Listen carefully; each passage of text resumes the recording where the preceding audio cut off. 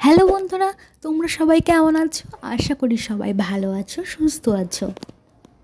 তো আমরা সবাই জানি জিও, এয়ারটেল, ভিআই তাদের সমস্ত রিচার্জ প্ল্যানগুলি বাড়িয়ে দিয়েছে ৩রা জুলাই থেকে।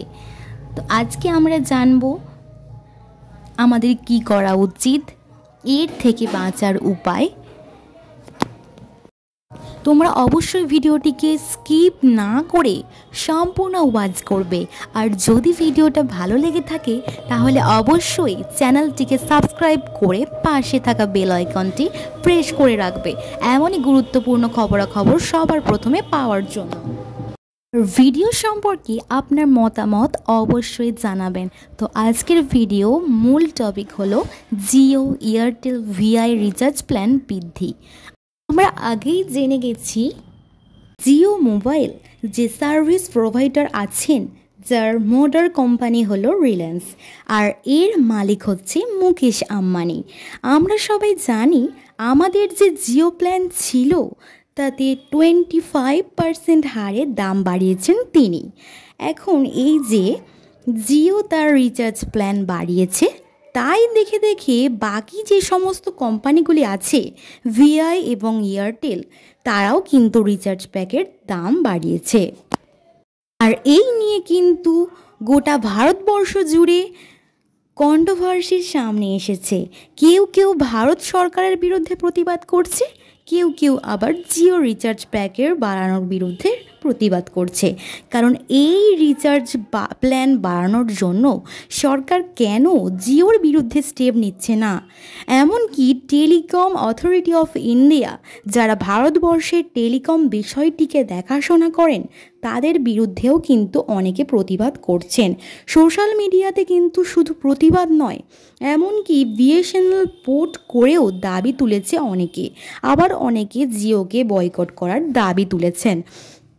তার সাথে সাথে কিন্তু অনেকে দাবি করেছেন মুকেশ আম্বানি নাকি ছেলের বিয়ের খরচ তোলার জন্য জিও রিচার্জ প্ল্যান বাড়িয়েছে।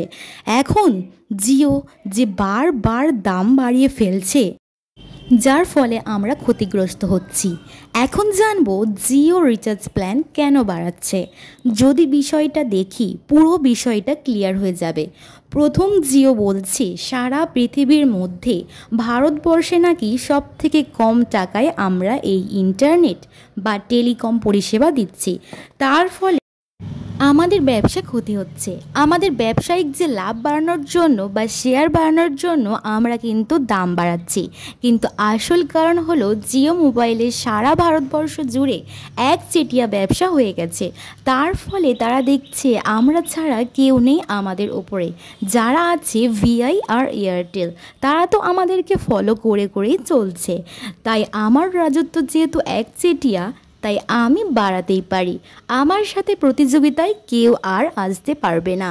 তাই আমার যেহেতু কেউ প্রতিযোগী নেই, আমার স্বাধীনতা আছে বাড়ানোর। কারণ কাস্টমাররা মানতে বাধ্য হবে। রিলায়েন্স আর গভর্নমেন্ট অর্থাৎ আমাদের ভারত সরকার আর রিলায়েন্স কোম্পানি অর্থাৎ মুকেশ আম্বানির কিন্তু একটা ভালো সম্পর্ক আছে। তাই ভারত সরকারকে মোটা টাকার ট্যাক্স দিচ্ছে রিলায়েন্স। আর কি, সরকার ইচ্ছা করে বিএসএনএলকে উন্নত করেনি। বিএসএনএল অনেক পুরানো সরকারি সার্ভিস প্রোভাইডার। আমরা জানি সরকারের সুবিধা সবচেয়ে বেশি, যেটা সব সময় মানুষের জন্য সুবিধা দেয়। কিন্তু ইচ্ছা করে সরকার এই বিএসএনএলকে উন্নত করেনি। এর ফলে 4G সুবিধা দেয়নি। অনেক জায়গায় নেটওয়ার্ক কভারেজ নেয়, নেটওয়ার্ক কভারেজ থাকলেও ইন্টারনেটের স্পিড নেই। তাই মানুষ চাইলেও বিএসএনএলে যেতে পারছে না। আর সরকার বিএসএনএলকে পঙ্গ করে রেখেছে যাতে জিওর ব্যবসা বেশি হয়। বেসরকারি ব্যবসা তারা তাদের সুবিধা দেখে, তারা কখনোই সাধারণ মানুষের সুবিধা বুঝবে না। হয়তো পরিষেবা ভালো দেবে, কিন্তু কোনো মতেই তারা টাকা ছাড়বে না। মানুষ কিন্তু এখানে আর্থিকভাবে ক্ষতিগ্রস্ত হচ্ছে। তাহলে এখন বারবার যে দাম বাড়াচ্ছে, এর থেকে বাঁচবো কিভাবে? অবশ্যই আমাদেরকে জিওর বিরুদ্ধে প্রতিবাদ করা উচিত। সোশ্যাল মিডিয়াতে করতে পারি, আবার সোশ্যাল মিডিয়ার বাইরেও করতে পারি। জিও যে বারবার খামখেয়ালিপনার মতো দাম বাড়িয়ে যাচ্ছে, এটা যেন তারা না করে। নেক্সট, অবশ্যই সরকারের বিরুদ্ধে প্রতিবাদ করা উচিত, যাতে সাধারণ মানুষের চাপে বিএসএনএলকে উন্নত করে। বিএসএনএল এর 4G শুরু হয় বা বিএসএনএল জিওর মতো সুবিধা দেয়, সব জায়গায় সুবিধা দেবে, ভালো ইন্টারনেট দেবে, 4G শুরু করবে এবং রিচার্জ প্ল্যানের দাম কম থাকবে। তাই আমাদের বিরোধীদের উচিত যাতে সরকারকে চাপ সৃষ্টি করে আর সরকার বিএসএনএলকে উন্নত করে। নেক্সট, কিছুদিনের জন্য অন্তত জিওকে বয়কট করা উচিত। আমাদেরকে বিএসএনএল ব্যবহার করতে হবে, আদার্স কোম্পানিকে পাশে রেখে অবশ্যই যাদের দুটো করে সিম আছে একটা করে অন্তত বিএসএনএল ব্যবহার করা উচিত। বিএসএনএল রিচার্জ প্ল্যান কিন্তু অনেকটাই কম। যদি বিএসএনএলের কাস্টমার বাড়ে তাহলে সরকার কিন্তু দেখবে বিএসএনএলের ব্যবসা বাড়ছে। নেক্সট, সাধারণ মানুষের মধ্যে প্রচার করতে হবে যাতে আমরা সবাই বিএসএনএল ব্যবহার করি। যদি সবাই বিএসএনএল ব্যবহার করি তাহলে কিন্তু অবশ্যই বিএসএনএল আপগ্রেড হবে, সরকার করতে বাধ্য হবেন। এই হলো আজকের ভিডিওটি টোটাল আমি তুলে ধরার চেষ্টা করলাম তোমাদের সাথে। তোমরা কে কী সিম ব্যবহার করছো অবশ্যই কিন্তু কমেন্ট বক্সে জানাবে। ভিডিওটি ভালো লেগে থাকলে অবশ্যই লাইক কমেন্ট শেয়ার করে পাশে থাকবে। আর হ্যাঁ, সাবস্ক্রাইব করতে ভুলবে না, কারণ তোমাদের একটি সাবস্ক্রাইব আমাকে নতুন ভিডিও তৈরি করতে মোটিভেট করে। দেখা হচ্ছে কোনো নতুন ভিডিওতে, ততক্ষণ সবাই ভালো থাকো, সুস্থ থেকো, টাটা বন্ধুরা। जियो, वोडाफोन आइडिया